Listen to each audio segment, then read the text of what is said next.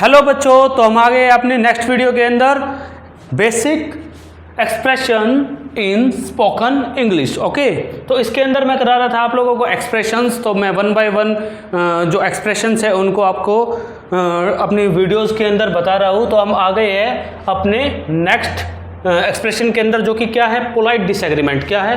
Polite disagreement. अभी हम agreement सीख रहे थे, तो एग्रीमेंट के अंदर हमने सीखा एक तो एग्रीमेंट का, ठीक है, जिसमें हम सहमति दिखा रहे हैं। एक सीखा हमने एग्रीमेंट नॉट फुल, जिसके अंदर हमने 50-50 अपनी सहमति दिखाई है।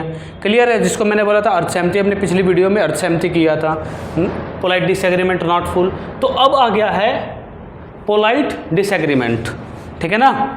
क्लियर है? तो इसके अंदर क्या होगा कि अब जो हमारा एग्रीमेंट है वो हमें पोलाइटली खारिज करना, मतलब कि मना करना हमें, ठीक है ना। लेकिन पोलाइटली, एक तो होता स्ट्रांगली तरीके से बताना कि भाई मैं बिल्कुल भी खिलाफ नहीं, बिल्कुल भी खिलाफ इसके, ये मेरे को करना ही नहीं होता, मतलब एक्सप्रेशन चेंज करना पड़ता, गुस्से से बोल देना। स्ट्रांगली डिसएग्रीमेंट होता, हम वो उसको अपने नेक्स्ट एक्सप्रेशन में करेंगे। अभी हमें पोलाइट डिसएग्रीमेंट करना, मतलब आराम से, कोई गुस्से में नहीं करना, मतलब एक पोलाइट जो बिहेवियर होता है उसका यूज़ करके हमें मना करना, ठीक है।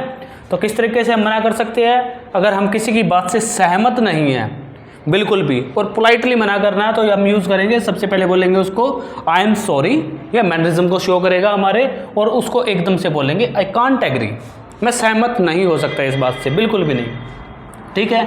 अगेन हम सेंटेंस यूज़ कर सकते हैं इसी का ही, आई एम सॉरी, मैनरिज्म को शो करेगा ये, and then I don't agree. लेकिन इंग्लिश के अंदर क्या है, हमारी लैंग्वेज के साथ हमारी बॉडी लैंग्वेज जो होती है वो भी काम करती है, तब जाके सामने वाला अंडरस्टैंड कर पाता है हमारी लैंग्वेज को, ठीक है। तो फिर उसके बाद हम नेक्स्ट जो सेंटेंस है वो क्या है, आई हैव सम डाउट, जो आप कह रहे हो उस पर मुझे कुछ शंका है, मतलब कुछ डाउट है, ठीक है ना। अब शंका होएगी तो कुछ ना कुछ तो बात होगी, ठीक है ना। अर्थ सहमति है, ठीक, अर्थ सहमति, सॉरी, डिसएग्रीमेंट शो कर रहा है वो, तो हम पूरी पोलाइटली तरीके से पूरी तरह उसकी बात को खारिज कर रहे हैं। क्लियर है? नेक्स्ट जो है वो है I have some problem. Same भाई, कुछ प्रॉब्लम भी हो सकती है किसी को, नहीं है मेरे को भाई, ठीक है, तो किसी की बात से सहमति, तो हम ये भी बोल सकते हैं I have some problem. Do you believe that? अगर कोई हमसे कुछ कह रहा है, ठीक है ना, तो हम उसको बोलेंगे क्या तुम इन चीज़ों पे यकीन करते हो? कुछ भी, मतलब do you believe that, okay. Do you think so, क्या तुम ऐसा सोचते हो, ठीक है ना। हम अपने रोज़मर्रा की लाइफ में इस टाइप के सेंटेंस बहुत यूज़ करते हैं, लेकिन बच्चों इन सेंटेंस को कर लो याद, हमारे एक्सप्रेशंस, हमारी इंग्लिश लैंग्वेज की फ्लुएंसी धीरे धीरे बढ़ती रहेगी, ठीक है ना। और मैं आप लोगों को अपने एक्सप्रेशंस के ज़रिए आपकी इंग्लिश को काफ़ी इम्प्रूव करूँगा, ठीक है, अगर आप इनको एक अच्छे तरीके से सीखते रहेंगे तो, ठीक है। उसके बाद क्या है हमारा,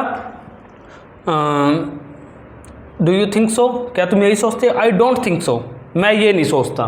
क्लियर है? My family does not agree, ठीक है, किसी को आराम से बोलना है, पोलाइट डिसएग्रीमेंट दिखाना है, तो उसको बोलते हैं my family does not agree, इस कार्य के लिए मेरे फैमिली अलाउ नहीं करेगी, ठीक है। किसी को जाना है मनाली घूम के आना, ठीक है ना, परमिशन तो लेगा ही, है ना, अपने पेरेंट्स से परमिशन लेगा, पॉकेट मनी तो वही देंगे, ठीक है, और उसे पता है कि पॉकेट मनी मिलने वाली नहीं है, प्लान मेरा वैसे ही कैंसिल होना है, तो बोल दो कि भाई my family does not agree this thing, okay. तो हमने अभी किया पोलाइट डिसएग्रीमेंट, उसके कुछ सेंटेंस ये थे जो कि आपकी लाइफ में बहुत काम आएगा अगर आप इन पे फोकस करके सीख लेते हो, इनको याद रखते हो, और जब भी कोई ऐसा मौका आए आपकी लाइफ के अंदर या डेली रूटीन में, जो भी आप कार्य कर रहे हो या किसी से भी मिल रहे हो, और इस तरीके का कोई मतलब सेंटेंस आपको बोलना है, तो कोशिश करें कि इन सेंटेंसेस को ज़रूर यूज़ करें अपनी रोज़मर्रा की लाइफ में, ठीक है। तो बच्चों अब हम मिलते हैं अगले एक्सप्रेशन के साथ नेक्स्ट वीडियो के अंदर।